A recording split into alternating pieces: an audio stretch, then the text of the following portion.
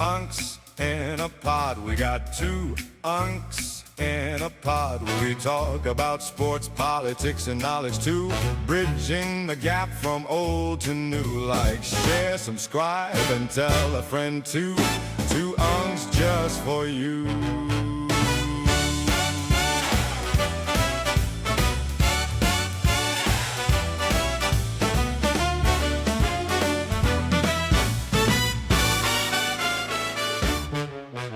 What's going on, everybody? Welcome back. We're back.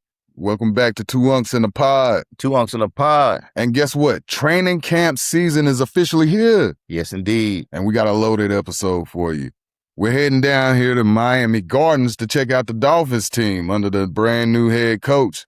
Then El Segundo, where Jim Harbaugh's Chargers are chasing something more than just the playoff appearance. And then we're stepping away from the field out of Mississippi, which is the Nolan Wells case. So yeah, that's what we got. We got a lot for you and a lot more for you as well. Like we told you before, we like to go from coast to coast and make sure we take care of every situation. So this is why we were hearing about the Miami Dolphins and also hearing about the Los Angeles Chargers now. Yeah, so we say it's the San Diego, you know. Yeah, and we're going to also report on a little surprise segment, which is the LeBron James trade. That is going to be a surprise segment, and we're going to talk about a bunch more things as well.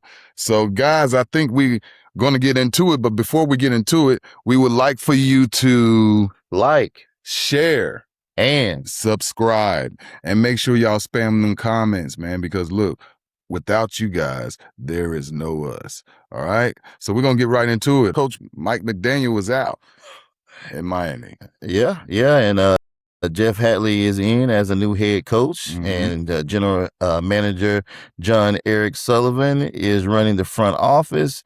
And this is being framed internally as a start of a short rebuild. Yeah, short rebuild. I mean, the roster running back, you got running back Devion Echan. And it's still the engine of this offense.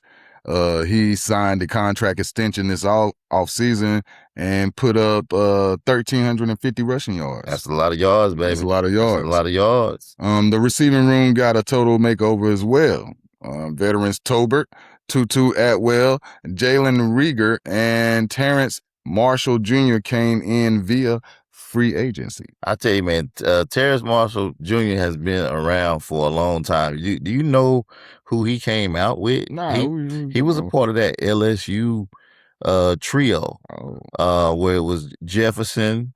Really? Yeah. Yep. And what's my guy? Jamar Chase, right? And Terrence Marshall Jr. was a third wide receiver. Wow. And he was drafted by the Carolina Panthers. Okay. And nice. Man, it just didn't work out, man. Yeah, nice little history lesson on that one. Okay, that's something that I did not know of. Okay, and then they also have the linebacker Jordan Brooks signed an extension through 2029 and anchors a young, talented inside linebacker group. And shout out to my man, Milton Mandingo McCoy. All right, this is his team right here, and we're doing this one right here for you guys. So, you know, yeah, man, it seemed that their team is pretty good. Yeah, look like they went in the first round. Got defensive back expected to start immediately. Got an edge rusher.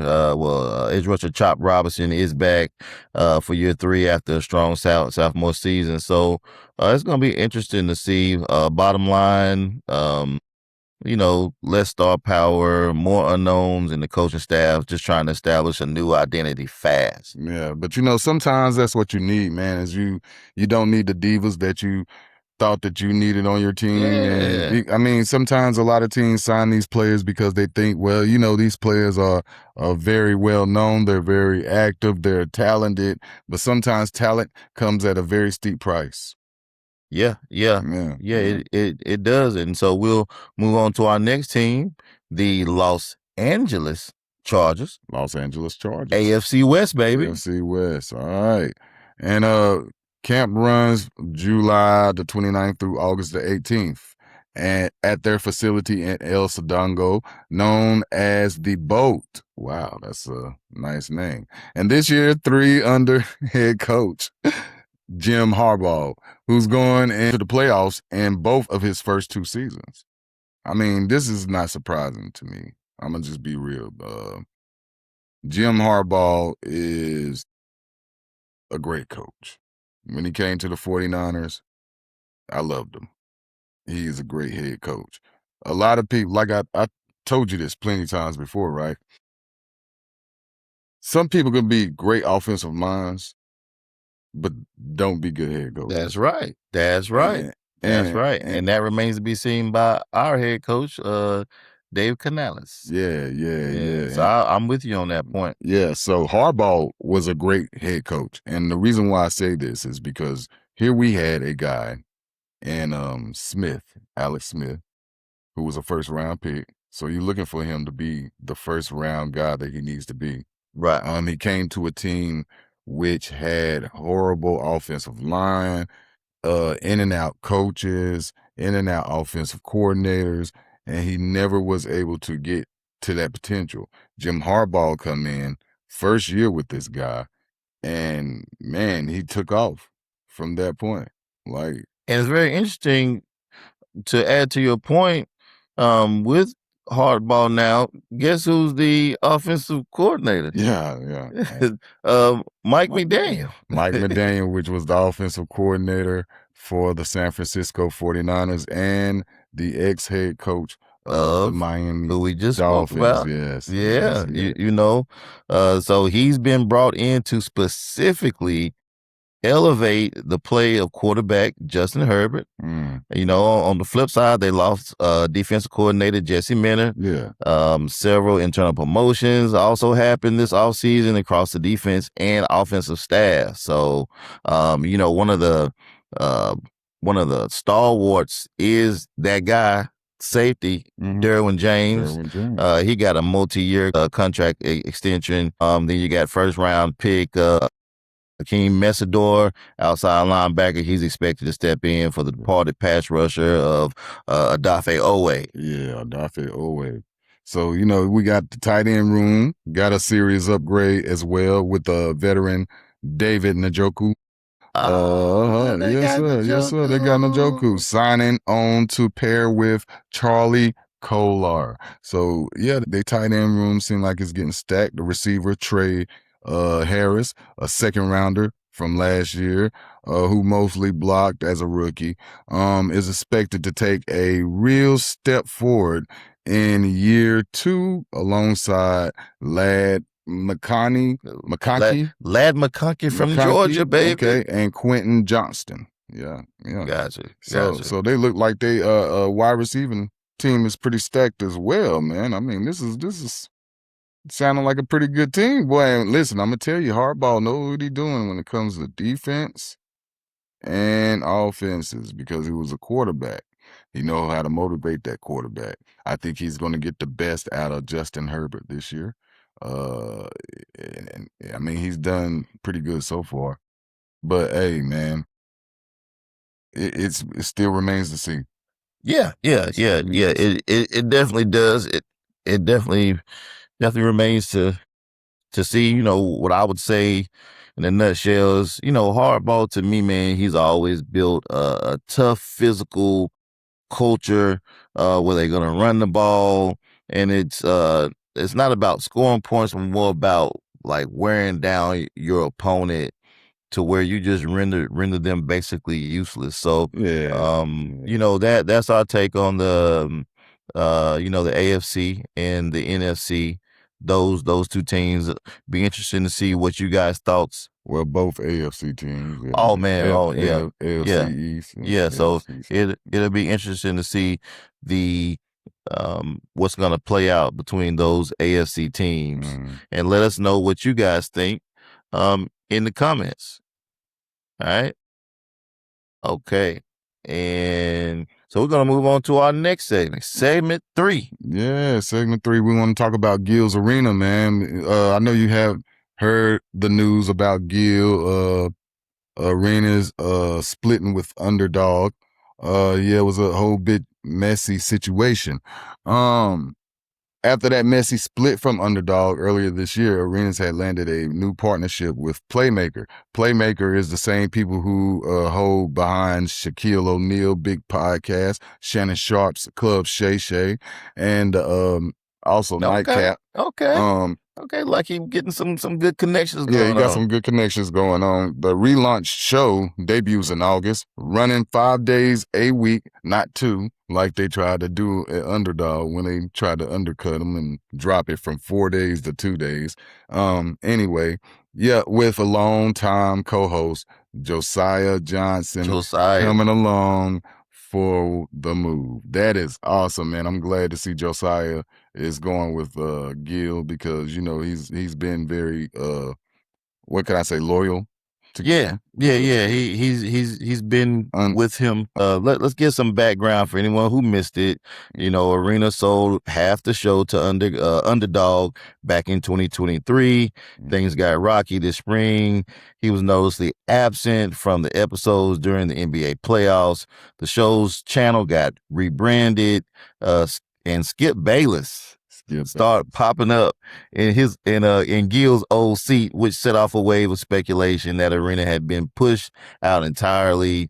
Underdog ultimately shut his whole original content network down, and Arenas is now taking the show independent with Playmaker. Yeah, well, see, Arenas owned his name, and see, no matter, you could take the show all day, but I get to call my other show the same name. So what are we gonna do? Yeah, and since launching in 2023, Gil's Arena has pulled in more than 70 million views a year. And let's not get it twisted. They pulled in those views being authentic to what they were. And Skip was not a basketball player, nor was he a professional athlete. Why was he even brought in? Exactly. There? It's like bringing in the janitor after the basketball players have talked about what's going on, and now you bring in a janitor to, like, I like you, Skip, in some forms, but this is out your league. That's out your league, man. He had no business being in there. Separation to the podcast. A lot of cats started jumping on other cats' side. I mean, it was a lot of mess that was in there. Very sad, fortunate situation that a lot of other cats didn't get to go with him. But I can say that Josiah being there is a good feed. And knowing Gil, he's gonna have more educated guys who played the game. And where he was going for, what I heard, now this is from what I heard. Yeah. What he's going for is a basketball field. He want a whole basketball council. Right. You know what I'm saying? So he would like to have Cheryl Swoop and this type of people, you know what I'm saying? So when they're talking from different perspectives as well. So that's what he would like to have on this podcast. And now shout out to Gil. He would finally get to have what he wanted. So that's what's up.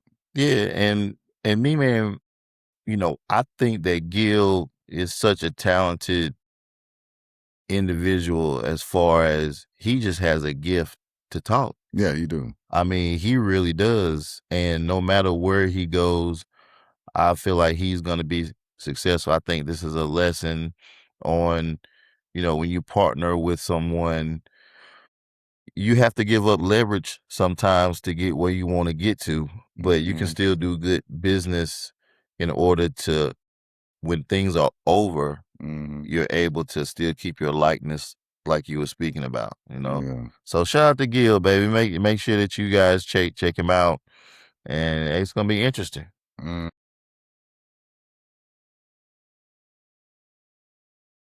Y'all feedback as well on everything that we are talking about so far. It seems like we're moving along pretty quick. I would like to just take a time out real quick and talk about our GOATs in football. You know what I mean? Since we sitting here and we're talking about sports right now and different things in sports. We always have that big debate, right? Who's the best? Well, a lot of people I can't say a lot of people What have debate? agreed. What debate? Yeah. What debate we having, man? I was about to say a lot of people. I can't say a lot of people have agreed on the number one GOAT when it comes to wide receiver.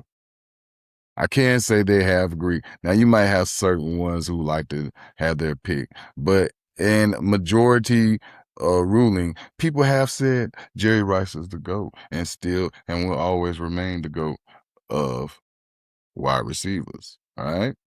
But I think our debate really, I think everybody big debate is not the number one guy.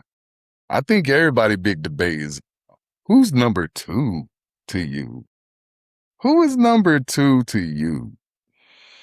Man, it's kind of hard to say. Number two overall, I don't know to say. Are we talking about all together speed, toughness, or are we talking about just pure numbers? We're talking about all around player, everything, toughness, numbers. Numbers don't lie if you have context, but yeah, we're talking about all around toughness. Yeah, I'm gonna say, man, my number two is gonna be Randy Moss, man. Okay. I remember Randy Moss coming into the league, pure vertical dominance, a deep threat unlike anything the league has seen. Man, he just changed how the defenses had, like, their schemes. They no way that they could single cover him. Yeah. At all. So to me, Randy Moss, man, is, they even had a name. Yeah. You got Moss. You know what I mean? You got Moss. Yeah. When if he was leaving, he'd throw up his hand, and then he just boom. You know what I mean? So to me, man, Randy, man, and then if he caught the ball on a post, I mean, he was gone. I feel you. He was gone. So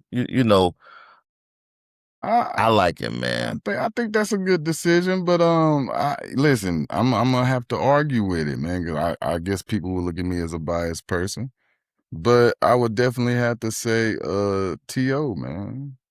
T.O.? T.O., man. Listen, T.O. was a dog, man, and I mean, people probably don't even talk about T.O. like that because of his attitude. Or that's what they love to say. What's the attitude? But let me tell you something. T.O. didn't quit on you.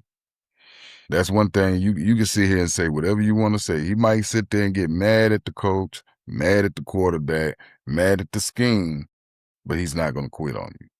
And I seen cats give up. Randy Moss played on our team. We was in the Super Bowl. And the old Randy Moss. It don't matter. Old Randy Moss. Old Randy Moss. He was still putting up numbers because he almost pulled out 1,000 yards his butt that year.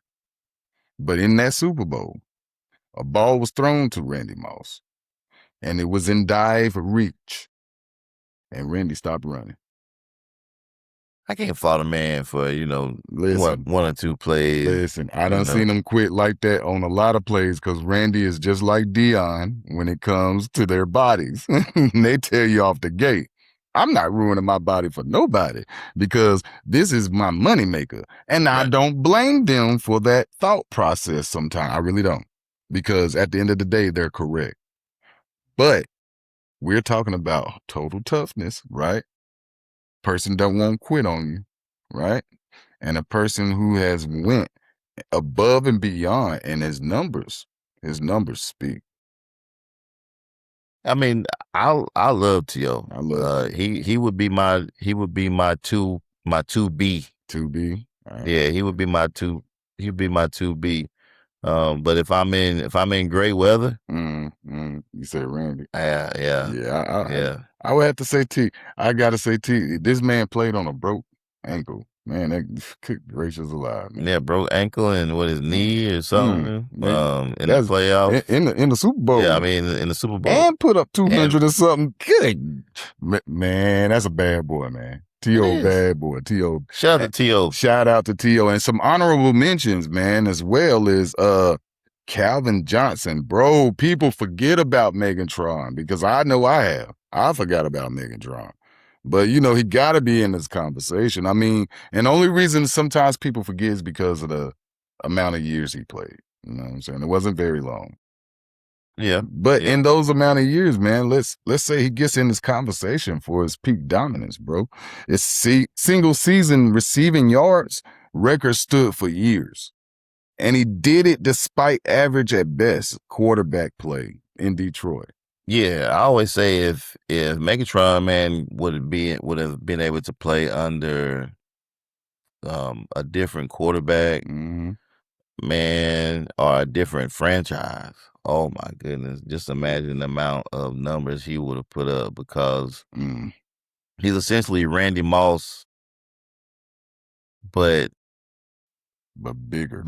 Ooh, big. Yeah. Just dominant. Yeah. He would snatch it from you too. Yeah. Like, Yeah. He was stiff on you. It's hard to bring him down. Hard to bring him down. Another honorable mention. Julio Jones. Oh, Julio Jones is a great honorable mentions. But you know, they just haven't reached it yet. But yeah, he was a pure for running his routes. Right. Yeah, pure route running, wide receiver, physical dominance in his prime. And now guys, you know, like Justin Jefferson, Jamar Chase putting up historic pregame numbers early in their career, which has people, you know, wondering if we're watching the future GOATs or the future GOAT tier resume, you know, resumes getting built in real time. So my take for what it's worth is Rice is, you know, the resume. Yeah. You know, Moss for the argument. Yeah. You know, that actually gets people, you know, when you Moss somebody, you know.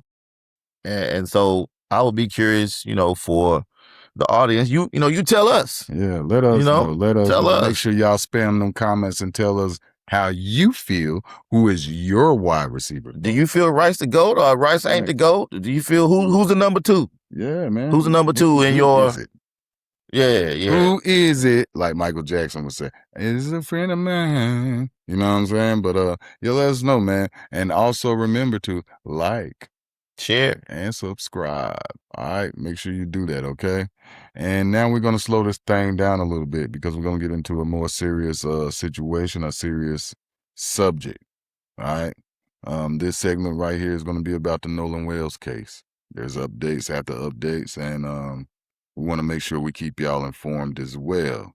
We want to stay on top of things, okay? And Nolan Wells was an 18-year-old from Mississippi who went missing after the 4th of July boat trip to Horn Island with 3 friends, all of whom are white. His body was found 2 days later. Authorities have said they suspect drowning and haven't identified foul play.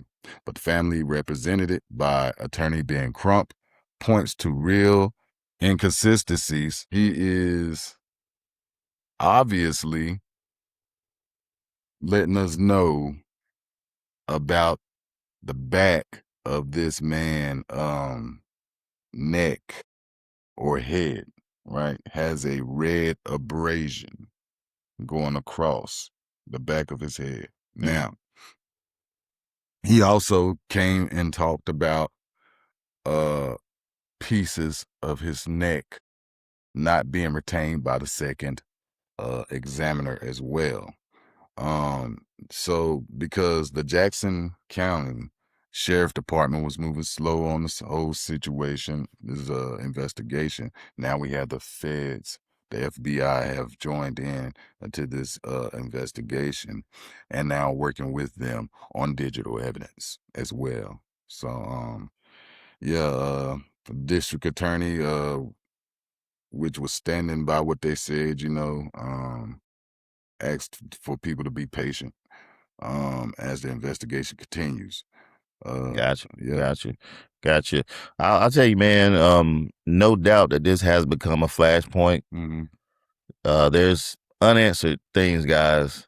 And, you know, we're looking for answers the same way you guys are looking for answers. Something ain't right. Something ain't right. There is no way that this can just be, hey, somebody didn't want to get on the boat.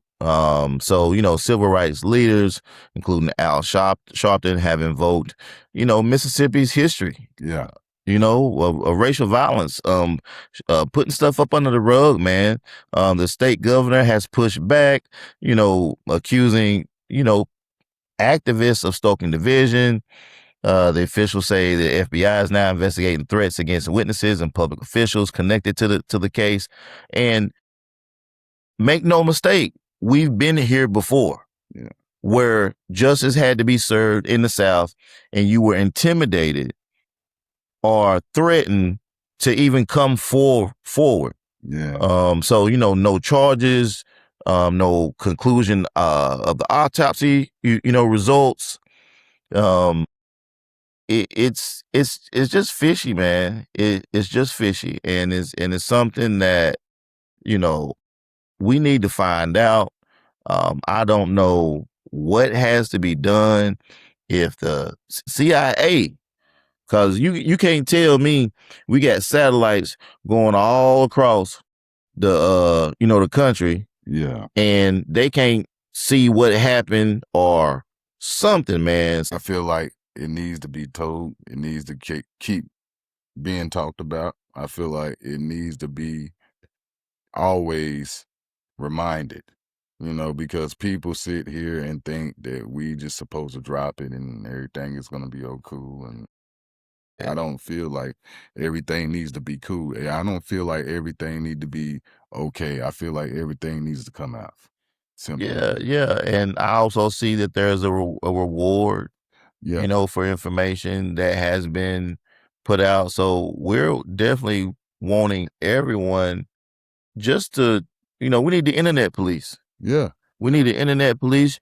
You guys know, you guys know how to track stuff, how to, so we guys need you to educate the two unks on, what should we be looking out for? Because, we're reporting things as they come up. Yeah. And one of the breaking news that looks like we just came up with has to do with your team, my friend.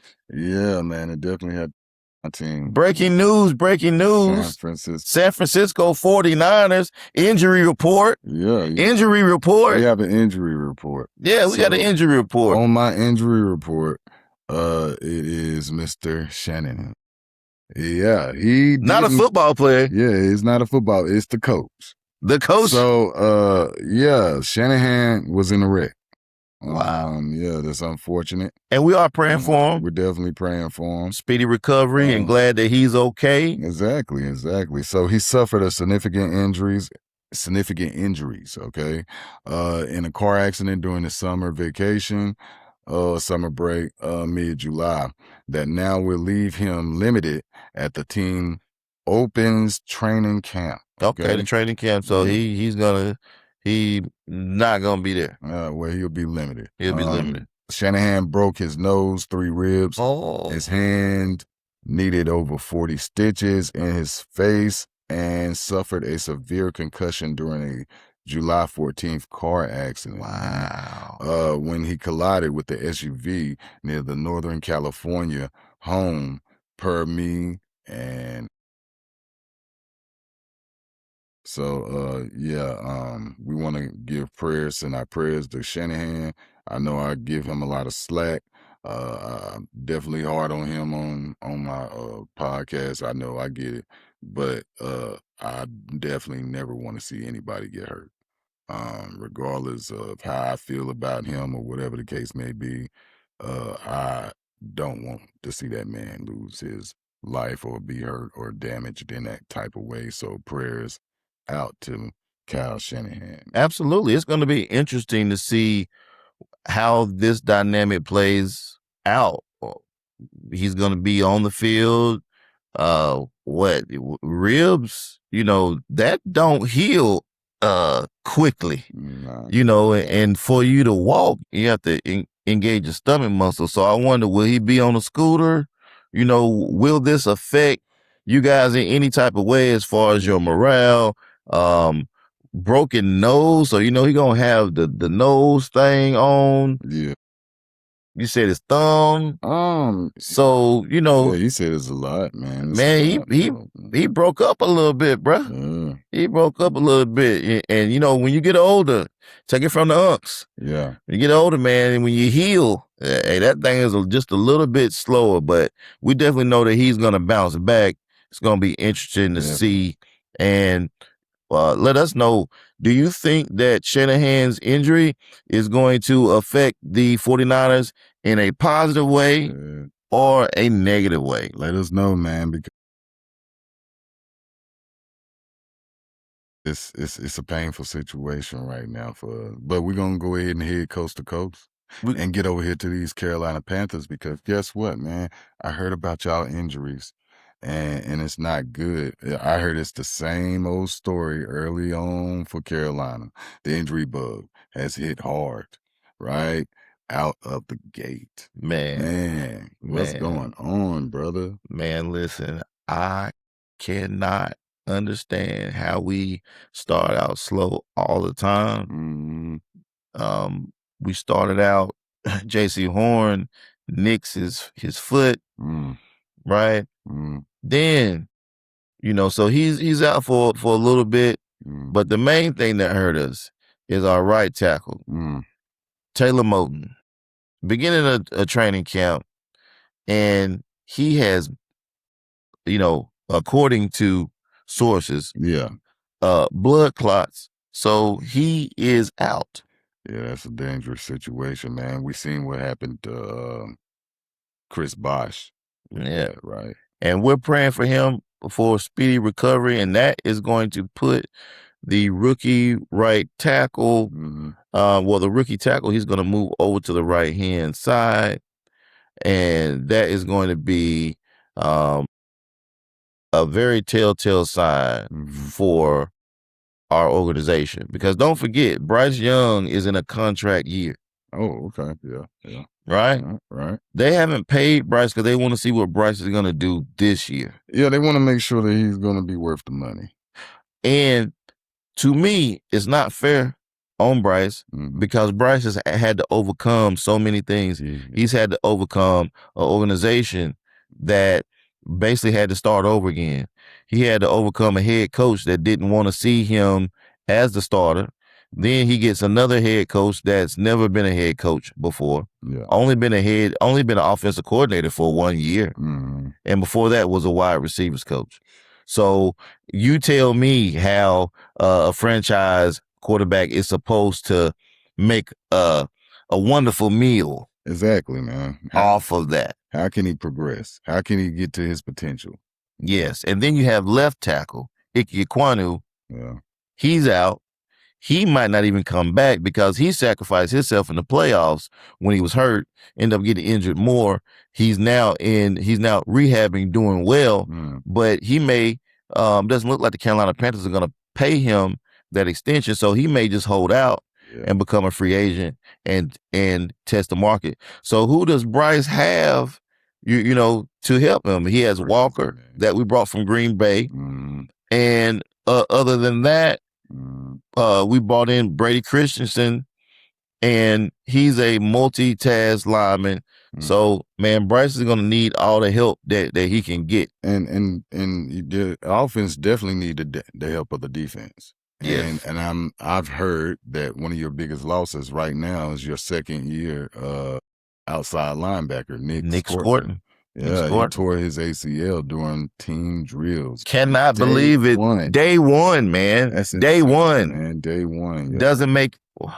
Oh, man. So, I mean, that's a lot of bad points in there, but let's look at some bright points, man. Let's look at some bright spots for the Panthers right now. Even with these absence, right? The defense as a whole is one of the more talked about units in the league heading into the season. So that's pretty good, bro. Like General Manager Dan Morgan went out and got edge rusher Jalen Phillips for 4 years. We like Jalen. We like Jalen, and we want him to definitely disrupt the quarterback. Yeah, $120 million, man. He better. Yeah, he better. And y'all also added linebacker Devin Lloyd, bro. Come on. Yeah, we are very excited about Devin. We're looking for him to do what he did last year with Jacksonville and continue that success. Exactly, man. Then you drafted defensive tackle Lee Hunter in the second round. Yeah, and he has a nickname. He has a nickname. What's his nickname? And that's a nickname that we're familiar with here around the South, especially between the Carolinas. Yeah. He's been called the Fridge. Oh, yeah, because he's a 6'3", 318-pound run stuffer who racked up 30 tackles for a loss in college. It's going to be very, very great if he can come in. I believe he's going to have to be a key cog on day one. With the injuries of Turk Wharton, who we got from Kansas City, we're going to need, and then, of course, Scorton, we're also going to need Prince Uman Mielen, defensive end that came from Ole Miss. We're going to need him to step up, because if he doesn't, I don't think that he's going to be, once his contract is up, I don't think he's going to be brought back. And then with the pair of cornerbacks that y'all got, which is Mr. J.C. Horn and Derek Brown, I think that is going to be a pretty good duo there, man. Well, Derek, of course, he's one of our key cogs as our defensive tackle. But we talking about the Mr. Mike Jack. Oh, Mike Jack. 6'3", 6'4", defensive back who last year actually, as a Carolina Panther fan, look, he outdid JC, and JC did Pro Bowl. What? Right? JC got the interceptions. So, hey. But Mike Jack shut it down. So, brother, to me, it seems like y'all got a very, very bright point. And even though it's a rough start health-wise, but the talent infusion on the defense gives this team a foundation to build on, even while it's shorthanded. It's going to be, the telltale sign is going to be Nick Scott at the free safety position. It's going to come down to him. Man, I'm hearing promising things, man. So listen, guys, this is for everybody. Everybody have those bad down times. But when you have those bad down times, always look for that bright spot. It's always one. I don't care how bad it is. You know what I'm saying? It's always a bright spot. Guess what? You might have got a player injured, but it might have been one of the players that's a weak link on your offensive line or a weak link on your defensive line. We don't know, but it's always a bright spot. All right. And from that coast, we're going to go back to the West Coast, because even though we gave you a little bit of information on Cal, we want to give you a little bit of information on those Niners as well. So the rookie class, right? We want to talk about my man that I didn't get right the last time, but we're going to shout him out this time. Dejon Stribling, sir. Yes, we're going to give you that shout out because this is one of our biggest wide receivers, bro. Big dog. He was drafted into a crowded room that already added veterans like Mike Evans, Christian Kirk, right? This offseason. And, but, you know, I feel like he's going to be a very prudent part to this team. With him, Ricky Pearsall, which is our guy that's going to shake and bake. You know, Ricky Bobby, shake and bake. Got to make it work this season, baby. Yeah, no excuses. No excuses. I done told you about the shots. Shots fired every day. All right, so look, we got Ricky, we got Mike, we got Stribling, which is a big body, and them two big bodies right there, somebody got to account for, right? So you're gonna have to count for them two big bodies. Then you're gonna have to count for Christian McCaffrey. Then you're going to have to account for a Christian Kirk as well. Brother Kirk. Yeah, I like Christian. I think he's a good addition to you guys. Yeah. I think he's going to be that pesky inside wide receiver that's going to be able to run those skinny posts. He can also run the deep routes. He can run the crossers. He can take 5 and make 10, 20, you know, so. Yeah, man, I think he's going to do pretty good. Romello, height. He's an edge rusher. Now, what we're hearing about him is the size and all that good stuff, but let's talk about some good stuff, like one of the top 3 picks in this class. That's what we was told. He's one of the top 3. He expected to compete for reps in a pass rush that's been banged up with Nick Bosa and Michael Williams, both coming off ACL injuries, man. So this rookie gonna have to darn put on his big boy pants and step up, bro. Like straight up, we can't have no time for holding hands. You know what I mean? We got to throw him out there to the Lions. It's Throw him out there. unfortunate. It's unfortunate, but I tell people all the time, I think your best experience is experience. You understand what I'm saying? Not sitting back and listening and reading and looking. You got to be out there, bro. Yeah. You got to be Gotta be out out there. there. And I feel like in order to make these guys better than what they are, yeah, just throw them out there, man. And then we got the running back, Keelan Black. Keelan Black. Keelan Black, Mr. man. Black, Hey, okay. hey. He brings versatility behind Christian McCaffrey. Now, I'm going to tell you something. If this boy gets out here and start doing like Christian McCaffrey, catching, coming out that backfield and doing this, now you got 2 darn running backs you got to account for. Good gracious alive. Now, you don't know which one is running, which one is catching. You don't know.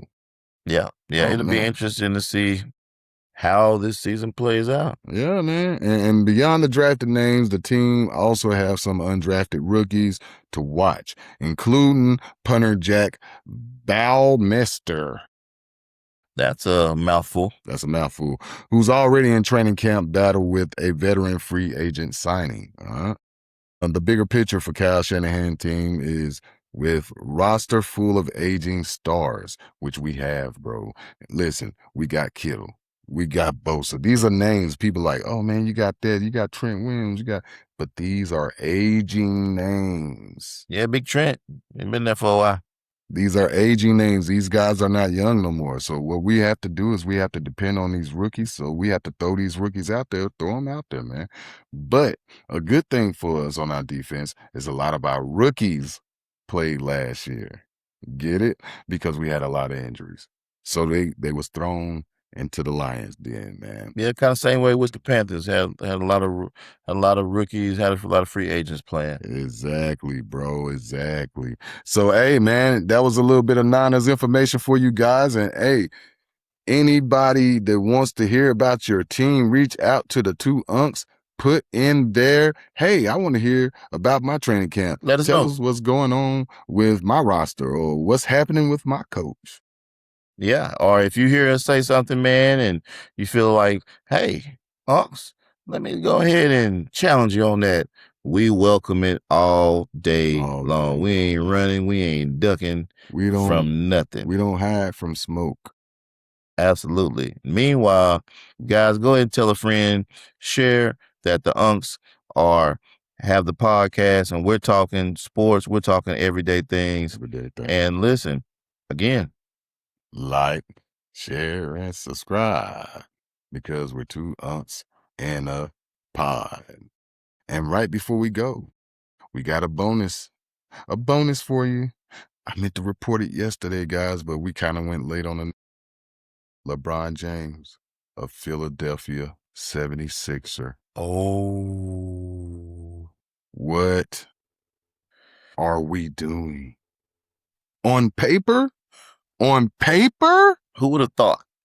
I'm going to tell you, Unc Jay, on paper, this team is a dog. Think about it, bro. You got Jaylen Brown. You got Embiid. You got Braun. Yeah, you got a 3-headed monster. On paper. That can take time off. But guess what? This ain't paper. This is reality. So let me go ahead and break something down for you guys in reality. In reality, you got Jaylen Brown because LeBron and Embiid stay injured. So, yeah, you can jump up all they're going to the championships. Hey, listen, I was always told, Jay, when I was at work, they said, hey, your best ability is what? Availability. And that's just a little something from us. But let us know how y'all feel about that trade, man. Like I said, it's something big, man. But especially Philly fans, let us know. You know, if they can stay healthy, I might see a championship going to 76ers. Now could you imagine what if LeBron would have went to New York? You know what I mean? Or what if he would have went to the Golden State? Or what if he just wanted to end his career and snub it in the nose of Jordan to say, I'm gonna do it. I'm gonna end my career in Chicago. I don't gotta win nothing. I'm just letting you know that I've done it and I'm gonna end it right there. I don't think that would be too much of a snub because now I'm gonna tell you what I really believe would have been a snub, right? If he would have went back to Cleveland. Now, I would say you would have to be in the talks of being the greatest. Because, yeah, you went to these other teams, but then you went home and sealed the deal. And won again. That's like Jordan retiring and then coming back to That Charlotte is true. and say, yo, I'm winning one for Charlotte, baby. Yeah. Oh, man, that's just sick. That's sick, bro. You can't even deny. Listen, I don't even like LeBron, but that's sick if he would have went home. Now, your legacy's tarnished even more because everybody's going to say ring chaser, ring chaser. You see what I'm saying? Because now you just went from Cleveland to Miami, back to Cleveland, to LA, now the 76ers. Yeah. Yeah. Well, it will make good for reporting on the podcast, I tell you that. It sure will. So LeBron, keep it up. All I right. love reporting news, buddy. But everybody, we just want to say thank you for being with the Two Unks in the Pod. Once again, we want to tell you to like, share, and subscribe. And please spam any comments that you like, even if it's negative. Tell a friend. Hey, I like negative comments, man. You know what I'm saying? I like to laugh sometimes. So, hey, we love you guys because without you guys, there's no us. And we'll see you next week.